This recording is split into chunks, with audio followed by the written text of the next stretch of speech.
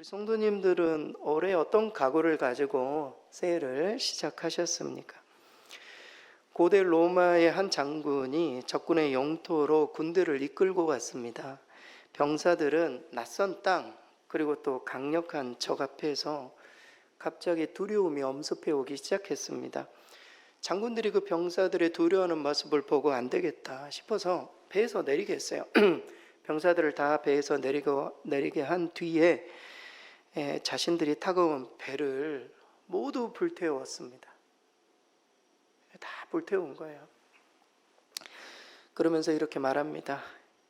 이제 우리는 돌아갈 길이 없다. 이 전쟁에서 우리가 이기지 않으면 살아남을 방법이 없다. 이렇게 마지막 수를 둔 것이죠. 그 말을 들은 병사들은 두려워 떠는 그런 상황을 이제 떨쳐내고, 내가 필사적으로 싸우지 않으면 내가 돌아갈 수 없구나, 나는 살아남을 수 없구나, 이런 생각을 가지고 필사적으로 싸웠고 결국 그 전쟁에서 승리를 거뒀다라는 아주 유명한 이야기입니다. 돌아갈 길을 차단하는 것, 죽기 살기로 맞서야겠다라는 이 필사적인 각오가 승리의 힘이 된 것입니다. 사랑하는 성도 여러분, 이번 새해를 보내면서 여러분에게는 어떤 필사적인 각오가 있습니까? 필사적인 각오, 올해가 아니면 진짜 안 된다, 내년은 없다, 이런 마음으로 정말 필사적인 각오로 사업을 하시는 분들이나 직장 생활이나, 저는 목회를 하면서 필사적인 각오가 없으면 이 세상이 얼마나 이 경쟁 사회에서 이겨내기가 너무 힘들잖아요. 각오를 해도 힘들죠, 사실. 모든 사람이 그렇게 각오를 가지고 뛰기 때문에 이미 앞서서 뛰고 있는 사람들도 있고, 필사적인 각오도 없이 올해 아래를 시작하는 것은 그건 아니라고 봐요. 올해 어떤 각오를 가지고 새해를 열어가고 계시는지 제가 묻고 있는 겁니다. 성도님들에게 어떤 필사적인 각오가 있는가? 올해도 내년 작년하고 똑같이 그냥 이대로 살면 되겠다. 필사적인 각오를 좀 품으실 수 있기를 바라요. 사실 우리 교회가 앞에 목표로 하고 100명의 예배자, 30명, 우리 권사님도 기도해 주셨지만 우리 성도들이 필사적인 각오로 이거 하면 못하겠습니까? 사실 다들 필사적인 각오가 없기 때문에 못하는 거죠. 필사적인 각오를 가지고 열심히 우리가 준비했던 것들을 그냥 집중해서 우리 그런 마음으로 우리가 모든 일들을 감당한다면 그 열심을 보고 하나님께서 우리를 불쌍히 여기지 않겠습니까? 필사적인 각오로 올해 한 해를 좀 임하실 수 있기를 바랍니다. 우리가 선교를 행하는 교회로 이렇게 나아갈 때 선교사들은요 정말 죽으러 가는 겁니다. 사실은 새로운 문화에 거기 가가지고 좋을 게 있다고 선교사들이 타국에 가겠습니까? 필사적인 각오로 유서를 쓰고 말이죠, 그곳에 가는 것이죠. 우리가 올 한 해 선교를 행하는 교회 이렇게 시작하면서 그냥 구호로만 그치지 않고 우리도 필사적인 마음으로 각오를 다 잡고 우리가 올 한 해를 시작해야 되겠다, 그런 마음으로 좀 말씀을 좀 전하고자 합니다. 어떤 사람이 선교사를 세상을 품는 그리스도인이다, 이렇게 멋진 표현을 쓴 것을 제가 본 적이 있습니다. 세상을 품는 그리스도인. 여러분, 세상을 품는 그리스도인이 되기 위해서는 1차적으로 우리 모두가 가슴이 넓어야 돼요. 어느 누구나 품을 수 있어야 돼요. 이게 안 되면은 세상을 품을 수가 없어요. 아니, 내 가족도 못 품는데, 내 주변에 있는 가까운 사람도 내 안에 품을 수가 없는데 어떻게 우리가 세상을 품을 수 있습니까? 우리 교회가 선교를 행하는 교회, 우리 스스로도 못 품는데 어떻게 그 일들을 할 수 있습니까? 우리가 품을 수 있어야 돼요. 가슴이 넓고 큰 그릇이 되어야 우리가 세상도 품고 선교를 행하는 교회 성도들이 다 될 수 있는 것이죠. 여러분, 사도행전 13장에 보면 안디옥 교회가 등장을 합니다. 성경에 등장하는 많은 교회들이 있지만 이 안디옥 교회만큼 가슴이 넓은 교회는 없었어요. 최초의 선교사를 보내요. 사도 바울과 바나바라는 선교사를 보내는 이방 지역에 가슴이 넓은 교회였어요, 이 안디옥 교회는. 여러분, 안디옥 교회의 구성원들을 보면 금방 알 수 있어요. 일단 그 교회는요 인종이 다양했어요. 여러분 당시에 예루살렘 교회가 초대교회지만 예루살렘 교회는 유대인들만 모였습니다. 생각이 굳어져 있어요. 자기들끼리만 모여있는 교회였던 거죠. 안디옥 교회는 그러지 않았어요. 안디옥 교회는 인종이 다양했어요. 안디옥 교회 지도자들, 사도행전 13장에 보면 지도자들 중에 니게로라는 지도자가 나와요. 니게로. 여러분 니게로가 누구입니까? 니그로예요. 니그로. 니그로가 영어로 뭔가요? 흑인이요. 흑인. 검은 사람. 니그로. 당시에 지도자들 가운데도 흑인이 있었다라는 거예요. 인종이 다양했어요. 여러분 거기에는요 신분이 다양했어요. 가난한 사람 아니면 부유한 사람. 거기 13장에 보면 지도자 가운데 헤롯의 젖동생 마나엔이 등장해요. 헤롯의 젖동생 마나엔 지도자였어요.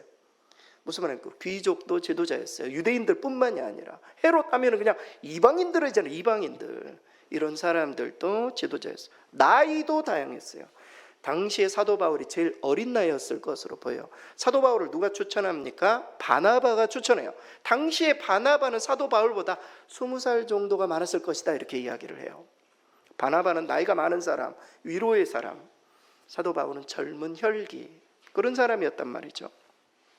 은사도 제각각이었어요. 바나바는 정말 이렇게 그 돌보는 은사, 긍휼의 은사, 사람들을 위로하는 은사. 사도 바울은 가르치는 은사. 이런 은사들이 발휘가 되면서 그러니까 이 안디옥 교회는요 그냥 가만히만 존재 자체만으로도 가슴이 넓은 교회였어요. 그러니까 선교를 할 수 있죠. 하나님께서 많은 교회들 중에 왜 안디옥 교회를 택했는가? 선교를 위해서. 가슴이 넓은 교회, 어느 누구나 품을 수 있는 교회. 우리 교회도 그렇게 품을 수 있어야 되거든요. 러시아 사람이 와도 말이죠, 품을 수 있어야 돼요. 어린아이가 오고 연세가 드신 분이 오고 장애를 가지신 분이 오고 모든 사람을 다 품을 수 있는 교회가 될 때, 넓은 그릇이 될 때 선교적인 마인드가 생기는 거거든요. 우리끼리 그냥 이래가지고는 선교하기가 밖에 나가자고 하는데 우리 스스로도 품을 수 없으면 안 되는 것이죠. 우리 교회가 올 한해 그래도 넓은 가슴을 가진 교회가 될 수 있기를 바랍니다. 다른 가구보다도 우리 교회가 정말 넓게 품을 수 있는 교회가 될 때, 그런 그릇이 될 때 하나님 우리 교회에 뭔가 이렇게 바운더리를 넘어서는 사역을 맡길 때 우리도 그것을 함께 하겠다고 이렇게 할 수 있는 그런 교회가 될 수 있기를 바랍니다. 여러분 선교사는 흔히 자기 자신이 사는 곳을 벗어나는 사람들, 이런 사람들을 우리가 선교사다, 전혀 다른 문화 그리고 지역 그리고 언어 그리고 종교 이런 곳에서 선교하시는 분들을 선교사다 이렇게 생각을 합니다. 그런데 하나님께서 진짜 그런 사람들을 부르세요. 소수의 그리스도인들이죠. 지금도 흩어져서 특별히 하나님의 어떤 부르심을 받은 바운드를 넘어서는 그런 선교사들이 있습니다. 그러나 우리들 나머지 모든 그리스도인들에게는 선교사와 같은 책임이 우리 가운데 있어요. 사실 우리 하나님께서 우리를 부르실 때는 그냥 단순히 예배드리는 사람으로만 부르지 않았어요. 물론 우리 코가 석자죠. 우리가 어렵고 힘들고, 목사님 저 힘들거든요. 근데 저 선교하고 전혀 제가 그런 게 관심도 없는데 하나님, 목사님 좀 저에게 좀 필요한 말씀을 주세요. 우리 성도님들은 그렇게 생각하실지 몰라요. 그러나 여러분 선교라는 이 화두는요 어느 누구나 그리스도인들의 삶이 어떻는지 상관이 없어요. 여러분 우리 주님께서 제자들을 부르실 때 형편과 처지 보고 부르셨나요? 다 부르시는 거지. 하나님이 나를 보내신 것 같이 나도 너희를 보낸다. 모든 그리스도인들을 다 보냈어요. 다. 우리 모두를 사실은 선교사로 다 파송을 한 거예요. 우리 멀리 가는 겁니까? 아니요. 여러분 일터와 선교지라고. 선교지. 여러분 가면은 정말 언어가 다르지 않습니까? 생각이 너무 달라요. 사람들이 직장에서 사람들을 만나도, 사업에 사람을 만나도, 심지어 목회를 하는 목회자들끼리 만나도요 생각이 너무 달라요. 가정 안에서 자녀들도 너무 생각이 달라요. 이런 생각이 다른 이 세대 속에 우리가 복음을 전한 다 선교사들이라고요. 선교사들. 언어만 다르다고 선교사가. 우리 모두는 선교사다. 이런 마인드를 가지고 우리가 이 세상을 살아갈 때지만 선교사처럼 각오하지 않으면 이 세상에 영향력을 끼칠 수가 없어요. 세상에 영향을 받고 다 죽는 겁니다. 여러분 우리 기독교가 막 어려워지고 힘들고 여러분 그래가지고 그냥 주눅들고 이래가지고는 절대 이길 수가 없어요. 우리는 더 단단해지고 말이죠. 우리가 저 보여줄 수 있는 세상에 정말 보여줄 수 있는 그 하나님의 어떤 선한 영향력들을 보여줘야 되거든요. 이게 뚫고 지나가야 되는데 이게 주눅 들어가지고는 안 된단 말이죠. 그래서 우리가 각오하지 않으면 우리가 선교사처럼 이 세상을 살아야 된다, 이런 각오를 우리가 다 잡고 올 한 해를 시작할 수 있기를 바라요. 이것은 그냥 단순히 교회 생활뿐만이 아니에요. 우리가 세상을 살아갈 때에도 정말 각오가 필요해요. 필사적인 각오. 그래서 오늘 사도 바울의 오늘 이 에베소서 말씀의 메시지를 통해서 우리가 정말 이 세상에 보내는 하나님의 어떤 선교사라면 우리가 어떤 각오를 가져야 되는가, 그 부분을 좀 살펴보기를 원합니다. 세 가지 각오를 좀 소개해드리고 있습니다. 첫 번째는 우리는 복음을 전하는 일꾼이라는 각오가 필요해요. 너무 기독교적인가요? 너무 신앙적인가요? 여러분, 우리가 어떤 일을 하든지 우리를 그곳에 선교사로 보냈다, 그런 마인드가 필요해요. 그런 각오가 필요해요. 저만 이게 그 주의 사역을 하는 게 아니라는 거예요. 여러분들 모두가 삶의 현장 속에서 하나님께서 선교사로 보내는 거예요. 선교적인 삶을 살아야 된다라는 거예요. 우리 모두가 복음의 일꾼이다. 사도 바울은 복음만 전하지 않았습니다, 여러분. 사도 바울은 천막 치는 그 일꾼이었어요. 가가지고 처음에는 선교 초기에는 돈이 없잖아요. 본인이 천막을 지어가지고 팔았다고요. 그러면서 거기에 생활비를 얻고 그곳에서 복음을 전했어요. 천막 치다 만난 사람들이 아굴라, 브리스길라 사람들이에요. 그래서 우리가 선교사로 복음의 일꾼이라는 정체성을 가지고 나는 내가 하나님이 보내신 곳에서 선교사다, 이런 각오가 필요해요. 오늘 본문의 7절 말씀이에요. 오늘 7절 우리 같이 한번 읽겠습니다.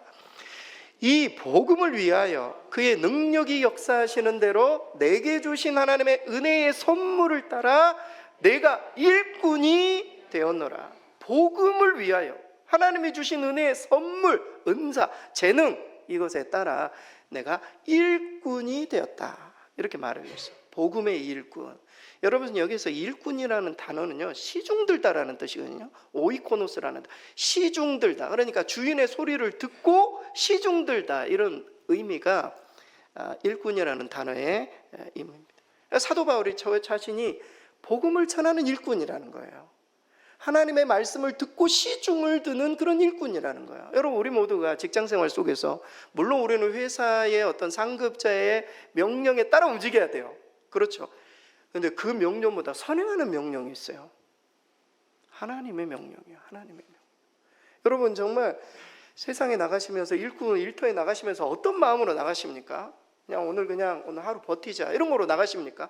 아니면 어떤 마음, 내가 나갈 때 오늘은 내가 하나님의 일꾼으로 간다, 내가 이곳에 정말 선교사로 간다, 내가 만난 사람들, 내 옆에서 일하는 사람들을 위해서 기도해 주러 간다, 내가 이 사람들 정말 잘 되도록 내가 축복해 주기 위해 간다, 이런 마음으로 가셔야 된다니까요. 각오하셔야 돼. 올 한 해 내가 선교사다, 내가 이 가정에 그 일터에 복덩어리다, 이런 마음으로 사람들을 격려해 주고 축복해 주고 이렇게 해서 세워나가는 이런 각오가 없으면 일터에서 그냥 매일 버티다가만 그냥 직장생활이 너무 힘든 거예요. 너무 힘들어.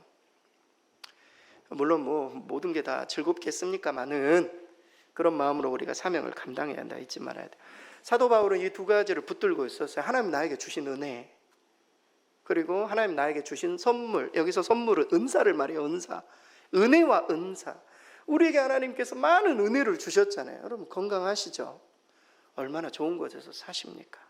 물론 우리가 전세도 살고 어려운 상황 가운데 매달 어려운 그런 형편 속에 살아가시는 분들도 있지만 과거에 비하면 얼마나 행복합니까? 사실 눈 오면서 바뀌지만 눈 오면서 바깥을 보면서 그런 생각 들지 않습니까? 옛날에는요, 이 눈이 오면 사람들 추워가지고 얼어서 죽는 사람 얼마나 많습니까?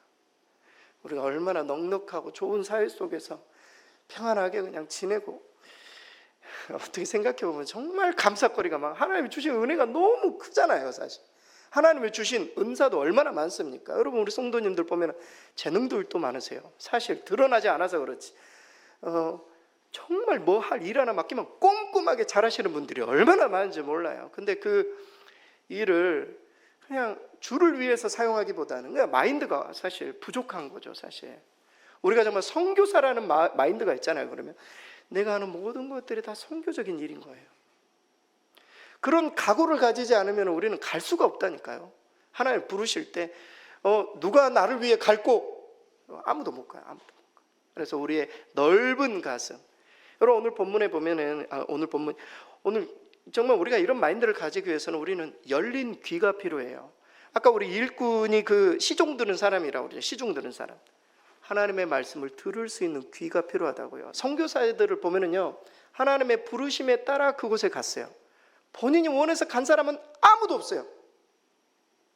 하나님이 그곳에 대한 부담감을 주시는 거예요.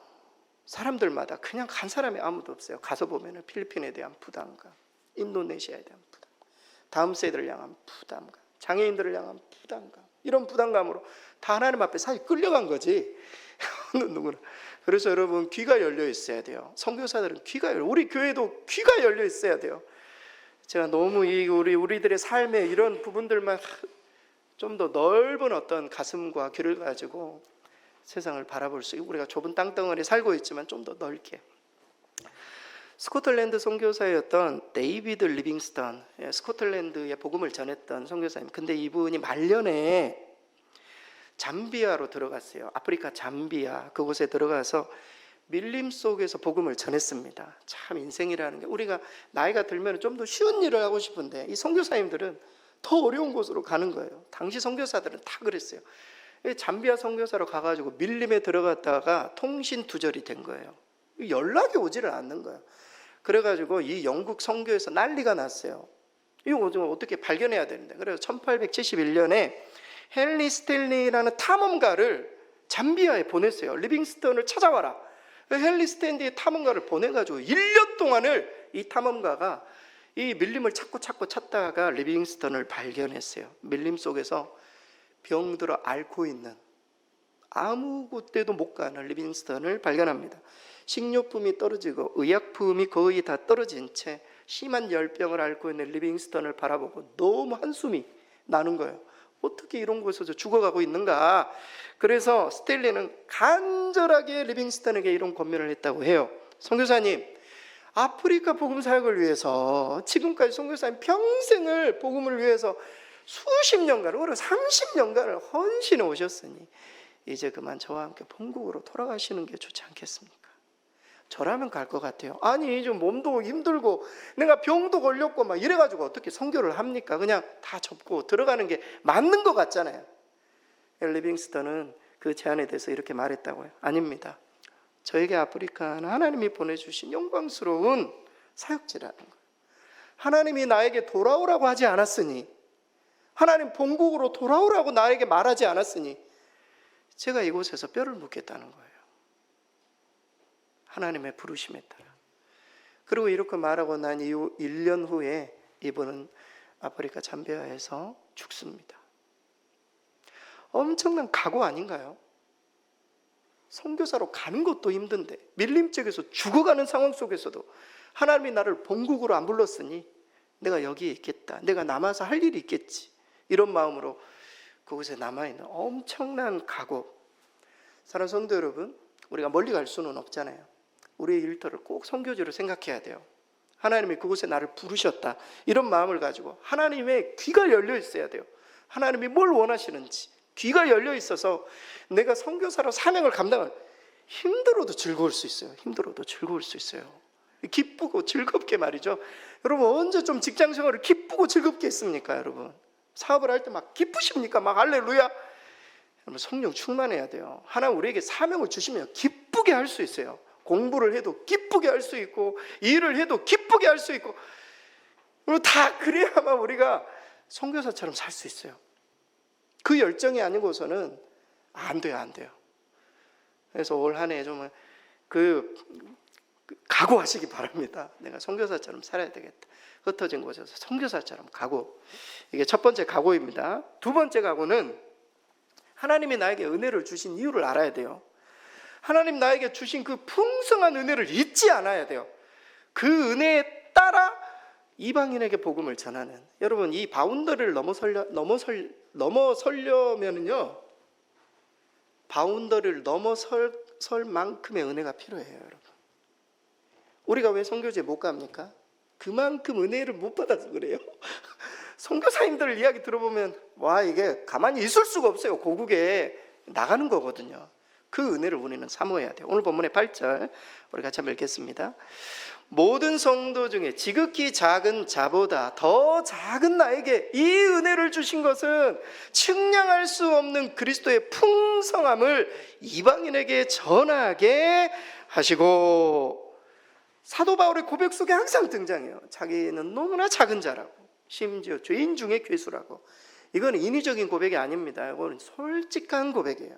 하나님이 자기 자신을 택하신 것을 보면은요, 너무 놀라운 거예요. 교회를 핍박하고 사람을 죽이고 말이죠. 그런 사람을 하나님이 나를 택하셔서 이방인의 그릇으로 막 생각할 때마다 너무 그 은혜가, 사도 바울이 그렇게 표현하잖아요. 측량할 수 없는 그리스도의 풍성함, 이런 표현 그냥 나오는 게 아닙니다. 엄청난 은혜를 감당할 수가 없는 그 은혜. 여러분, 이 바운더리를 넘어서려면요, 그 은혜가 필요해요. 당시 유대인들은 바운더리를 못 넘어섰어요. 예수님께서 승천하시기 전에 뭐라고 말합니까? 성령이 너희에게 임하시면 너희가 권능을 받고 예루살렘, 온 유대, 사마리아와 땅끝 했는데 사마리아도 못 갔어요. 유대인들 사마리아 못 갔어요. 예루살렘에 그냥 다 모여 있었다고요. 예수님이 명령했음에도 자기들끼리 그냥 모여 있기만 했어요. 모였으니까 뭐 어떻게 하십니까? 흩어버리시잖아요. 핍박이 일어나게 사람들을 다 흩어버려. 그래도 못 가. 그래도 못 가. 당시 12사도는요 거의 유대 지역에서만 복음을 전했어요. 그래서 안 되겠다, 하나님 계획하시죠. 사도 바울을 택하시고 교회를 핍박하는 자, 엄청난 은혜를 주셔. 눈꺼풀이 벗겨지고 말이죠. 눈에 비늘이 벗겨지고 부활하신 주님을 직접 보게 하시고 말이죠. 이 엄청난 은혜를 받은 자, 바운더리를 넘어서는 거예요. 여러분, 우리가 정말 바운더리를 넘어설, 우리가 생각하는 바운더리가 있어요. 내 가족 중에 이 사람은 절대 안 돼, 못 넘어서는 거예요. 그 사람에게 복음을 전할 힘이 없는 거예요. 힘이 아무리 전해도 안 될 것 같단 말이죠. 우리의 생각하는 바운더리가 다 있어요. 여기까지예요. 내가 생각하는 여기까지 못 넘어서는.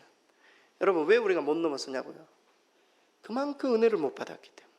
그 은혜를 받으면 이걸 넘어서는, 가만히 있지를 못한 선교사들이 그냥 한국에 있지를 못해요. 그 은혜를 그냥 온 세계 열방 가운데 전하고자 하는 그런 마음으로 바운더리를 넘어서는 것입니다.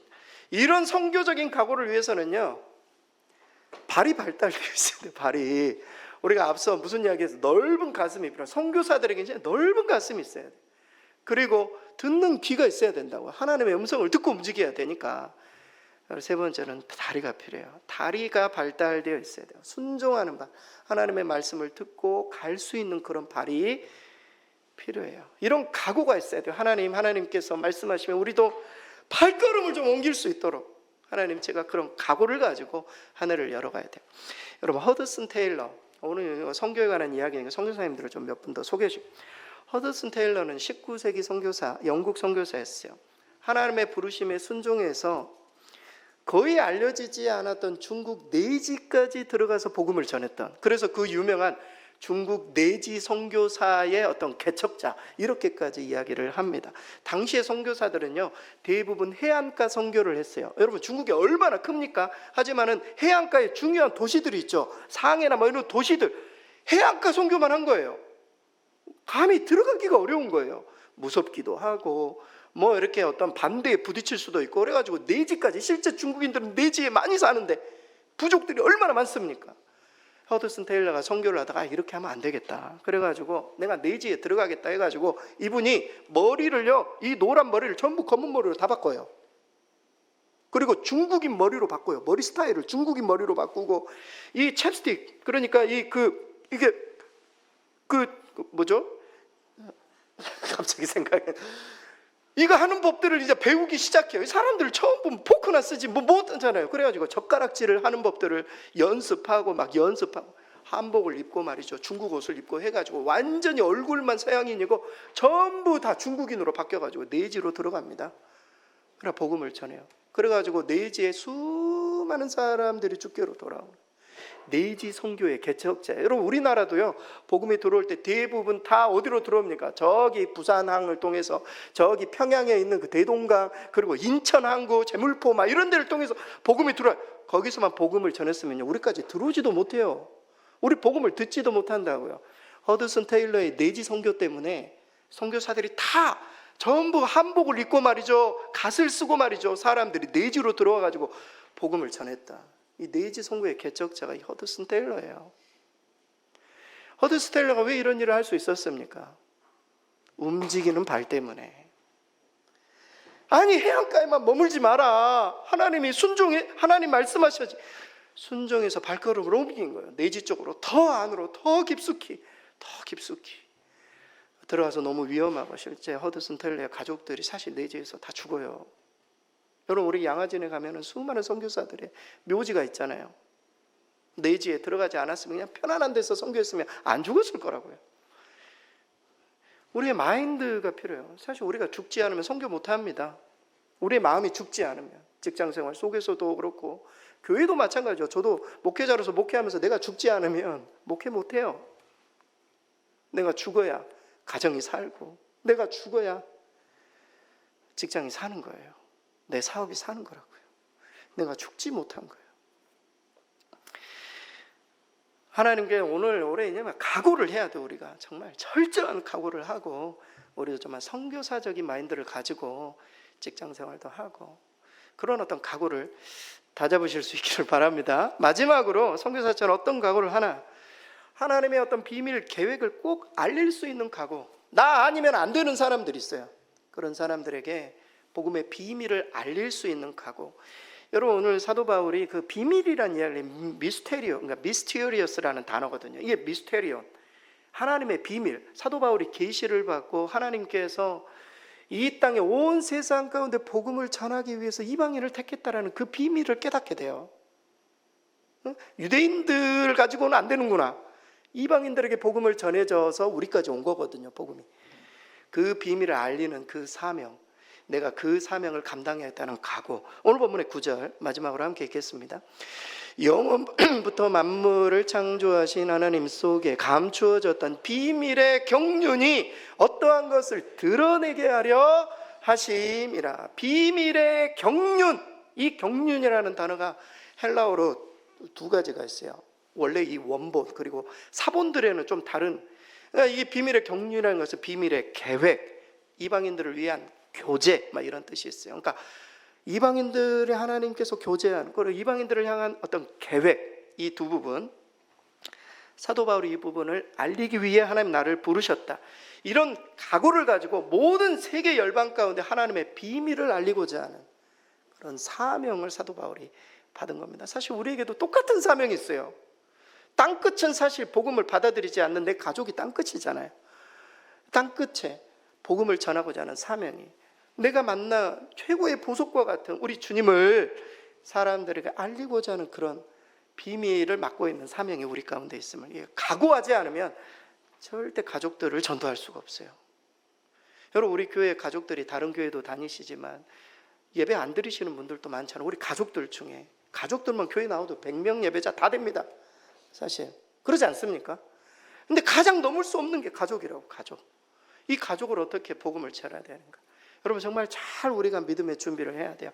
여러분, 1971년에 두 번째 이 달 탐사대, 1961년이 처음 두 번째 달 탐사대를 위해서 아폴로 15를 탄 사람이 있어요. 그 사람이 제임스 어윈이라는 사람이에요.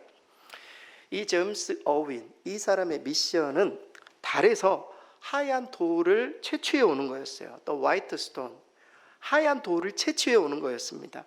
나사 과학자들은 그 하얀 돌을 채취하면 그 달의 모든 것들을, 우리가 그 달의 어떤 구성품들을 우리가 이렇게 발견할 수 있다, 이런 생각을 하고 이 하얀 돌, 뭔가 이렇게 아무튼 하얀 돌을 채취해 오는 거였어요.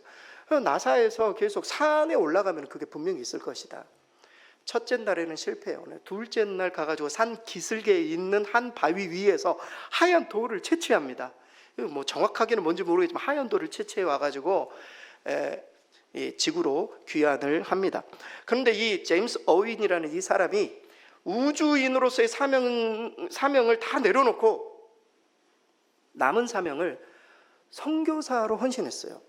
그래가지고 이분이 선교지에 갈 때마다 본인이 달에 가가지고 가지고 온 그 하얀 돌 있잖아요. 그 돌에 모형을 만들어 가지고 이 돌을 보여주면서 내가 이곳에 다녀왔다 사람들 얼마나 궁금합니까? 막 신기하고 그러니까 사람들을 집중시키는 거죠. 이것을 보여주면서 간증을 했다고요. 이런 간증을 반복적으로 했다고 합니다. 제가 달에서 찾아낸 이 보석은 제 인생에 보람있고 행복하게 만든 요인이 되었습니다. 그러나 이 돌이 제 인생에 구원을 가져다 주지는 못했습니다. 이 돌이 저의 고독을 해결해 주지 못했고, 이 돌이 저를 죄에서 구원해 주지도 못했고, 이 돌이 저를 죽음의 공포에서 구해내지도 못했습니다.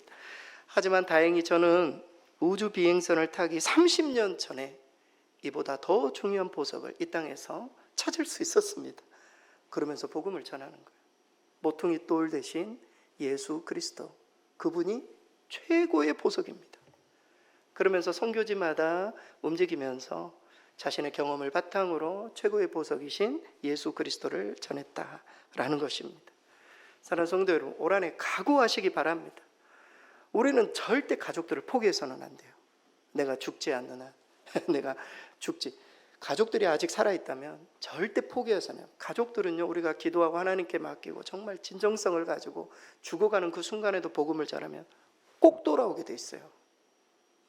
절대 포기해서는, 하나님이 포기하지 않았다면 절대 포기해서는 안 돼요. 우리는 복음을 전해야 됩니다.